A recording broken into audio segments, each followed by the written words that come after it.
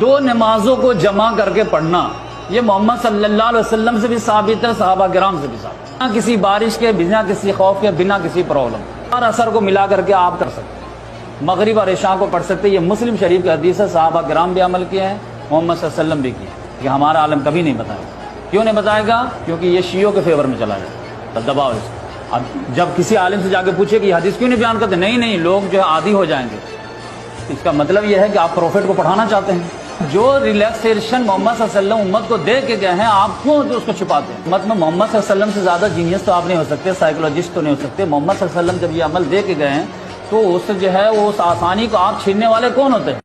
گرامی قدر سامعین و ناظرین، آپ نے ابھی ایک غیر مقلد عالم دین کی ویڈیو کلپ دیکھی، اس میں وہ کہہ رہے ہیں کہ دو نمازوں کو جمع کر کے پڑھنا محمد صلی اللہ علیہ وسلم سے ثابت ہے، صحابہ کرام رضوان اللہ تعالی علیہم اجمعین سے ثابت ہے، بنا کسی بارش کے، بنا کسی خوف کے، بنا کسی پرابلم کے۔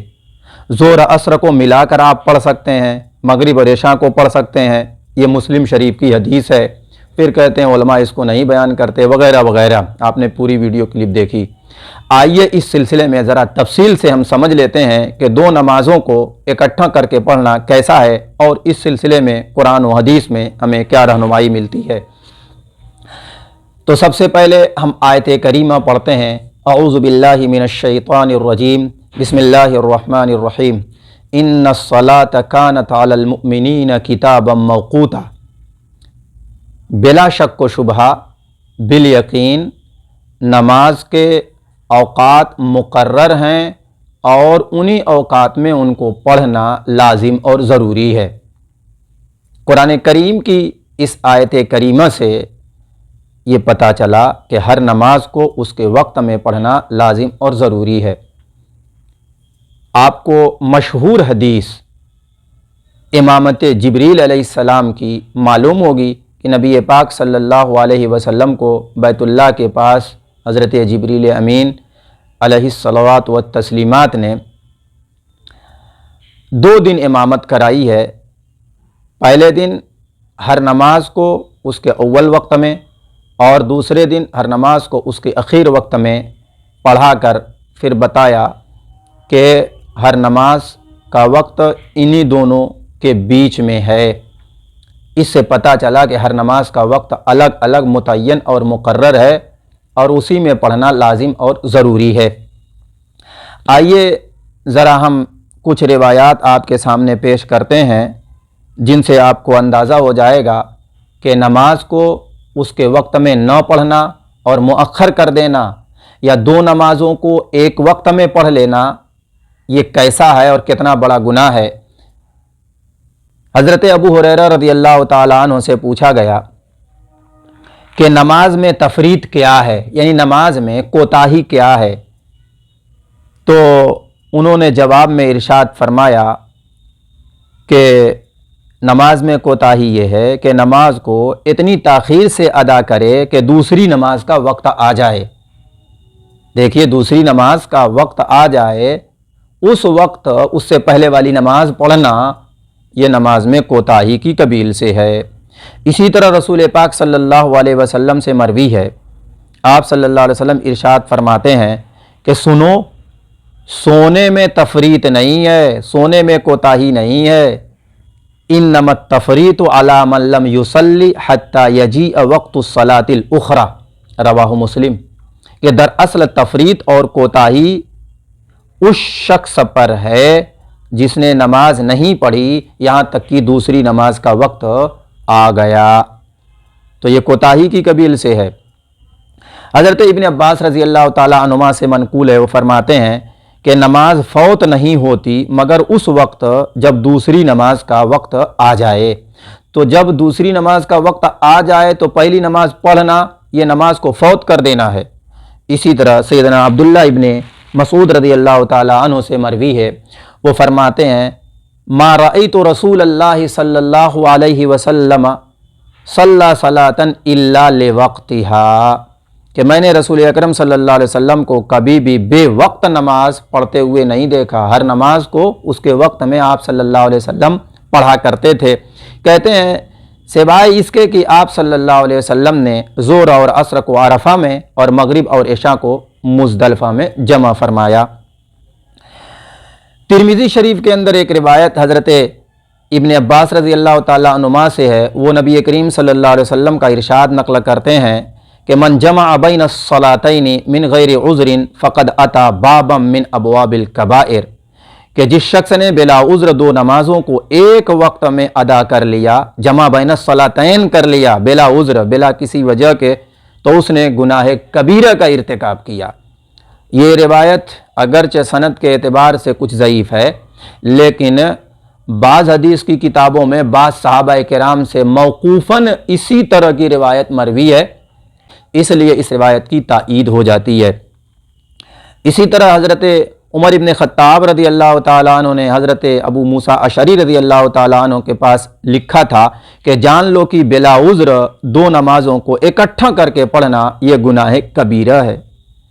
تو اس سلسلے میں کچھ روایات آپ نے سن لی، اب آئیے میں ذرا مزید اور کچھ تفصیل کے ساتھ بتاؤں۔ وہ یہ کہ ہر نماز کو اپنے اپنے وقت میں پڑھنا فرض ہے۔ نمازوں کے اوقات قرآن اور احادیث نبویہ میں وضاحت و تفصیل کے ساتھ بیان کیے گئے ہیں، ان میں کسی قسم کی تقدیم و تاخیر درست نہیں ہے۔ حضرت ابن عباس رضی اللہ تعالیٰ عنہما کی جو حدیث غیر مقلد عالم دین صاحب بتا رہے ہیں، تو اس کا ایک جواب یہ ہے کہ قرآن کریم کی آیت کریمہ ان الصلاۃ کانت علی المؤمنین کتابا موقوتا، یہ قطعی الثبوت ہے، قطعی الدلالت ہے، اور مسلم شریف کی جس روایت کا حوالہ دیا جا رہا ہے تو وہ روایت خبر واحد ہے جو کہ ظنی الثبوت ہے اور ظنی الدلالت بھی ہے، لہٰذا قطعی الدلالت اور قطعی الثبوت آیت کریمہ کی مقابل میں یہ روایت نہیں لائی جا سکتی۔ آیت مبارکہ کا مقابلہ یہ حدیث پاک نہیں کر سکتی۔ دوسرا جواب اس کا یہ بھی دیا گیا ہے کہ یہ جمع سوری کے اوپر محمول ہے۔ جمع سوری کا معنی یہ ہوتا ہے کہ ایک نماز کو مؤخر کرنا اور اس کو اخیر وقت میں پڑھنا، اور دوسری نماز کو ابتدائے وقت میں پڑھنا، تو دونوں نمازوں کو ان کے اوقات ہی میں پڑھنا، اس طور پر کہ مثلاً کوئی شخص مغرب اور عشاء میں کیا کرتا ہے، کسی مجبوری کی وجہ سے مغرب کی نماز کو اخیر وقت میں پڑھتا ہے۔ مثال کے طور پر مغرب کا وقت آخری وقت 6:30 بجے مان لیجئے، تو اب کوئی شخص 6:25 پر مغرب کی فرض نماز ادا کر رہا ہے اور 6:25 پر شروع کر کے 6:29 پر ختم کر دے رہا ہے، اور پھر عشاء کی نماز وہ 6:31 پر پڑھ رہا ہے۔ تو دیکھنے میں تو بظاہر دو نمازوں کو اکٹھا پڑھ رہا ہے، ایک ہی وقت میں پڑھ رہا ہے، تو صورتاً یہ جمع بین الصلاتین ہو گئی، لیکن حقیقتاً یہ جمع بین الصلاتین نہیں ہے۔ دیکھنے میں ایسا لگ رہا ہے، دیکھنے والا یہ سمجھے گا کہ دو نمازوں کو اکٹھا ایک ہی وقت میں پڑھا ہے، جبکہ دو نمازوں کو الگ الگ ان کے اوقات میں پڑھا ہے۔ تو اس حدیث کو اسی جمع سوری کے اوپر علماء کرام نے محمول کیا ہے۔ اور ایک بات وہ یہ، حضرت عبداللہ ابن عمر روایت کرتے ہیں کہ رسول اللہ صلی اللہ علیہ وسلم کو جب جلدی سفر طے کرنا ہوتا تو مغرب کی نماز مؤخر کر دیتے، پھر اسے عشاء کے ساتھ ملا کر پڑھتے تھے۔ سالم نے بیان کیا کہ حضرت عبداللہ ابن عمر بھی اگر سفر سرعت کے ساتھ طے کرنا چاہتے تو اسی طرح کرتے تھے۔ مغرب کی تکبیر پہلے کہی جاتی اور آپ 3 رکعت مغرب کی نماز پڑھ کر سلام پھیر دیتے، پھر معمولی سے توقف کے بعد عشاء کی تکبیر کہی جاتی اور آپ اس کی 2 رکعتیں پڑھ کر سلام پھیر دیتے۔ دونوں نمازوں کے درمیان ایک رکعت بھی سنت وغیرہ نہ پڑھتے اور اسی طرح عشاء کے بعد بھی نماز نہیں پڑھتے تھے، یہاں تک کہ درمیان شب میں آپ اٹھتے اور تہجد ادا فرماتے۔ یہ بخاری میں روایت ہے۔ تو دیکھیے اس روایت میں صراحت ہے کہ حضرت ابن عمر رضی اللہ تعالیٰ عنہما نماز مغرب سے فارغ ہونے کے بعد کچھ دیر ٹھہر جاتے تھے، پھر اس کے بعد عشاء پڑھتے تھے۔ تو حضرت ابن عمر رضی اللہ تعالیٰ عنہما کا مغرب پڑھ کر ٹھہرنا صرف اس لیے تھا کہ عشاء کے وقت کے داخل ہونے کا یقین ہو جائے۔ خود حافظ ابن حجر عسقلانی رحمۃ اللہ علیہ نے بھی اس بات کا اعتراف کیا ہے کہ اس روایت میں صورتاً جمع کرنا مراد ہے۔ تو اسی طرح اور بھی روایات ہیں، تو ان تمام روایات سے پتہ چلتا ہے کہ آپ کا دو نمازوں کو جمع فرمانا صورتاً تا حقیقتاً نہیں۔ چنانچہ اگر ہم ان روایات کو جمع سوری پر محمول کرتے ہیں تو تمام آیات اور تمام روایات میں کوئی تعارض نہیں رہتا، اور اگر حقیقت پر معمول کریں گے تو پھر آیات مبارکہ اور احادیث مبارکہ میں تعارض لازم آئے گا۔ اس لیے اس کو جمع سوری پر معمول کر لیا جائے تاکہ قرآن اور حدیث پر مکمل طور پر عمل ہو سکے اور ان میں باہم تضاد اور ٹکراؤ نہ رہ جائے۔ مزید تفصیل دیکھنی ہو تو اعلاء السنن جلد دوم کے اندر حضرت مولانا ظفر احمد عثمانی صاحب رحمۃ اللہ علیہ نے انتہائی شرح و بسط اور تفصیل و وضاحت کے ساتھ روایات کو جمع کر دیا ہے، اور ان کے اوپر جو کلام ہے ان کو بھی ذکر کر دیا ہے، اور بظاہر جو تعارض ہے اس کو بھی دفع کرنے کی کوشش کی ہے۔ امید کی ان غیر مقلد عالم دین کے دھوکے سے سبھی لوگ بچنے کی کوشش کریں گے اور ہماری اس گفتگو سے بچ سکیں گے۔ آج کی اس ویڈیو میں بس اتنا ہی۔ السلام علیکم ورحمۃ اللہ وبرکاتہ۔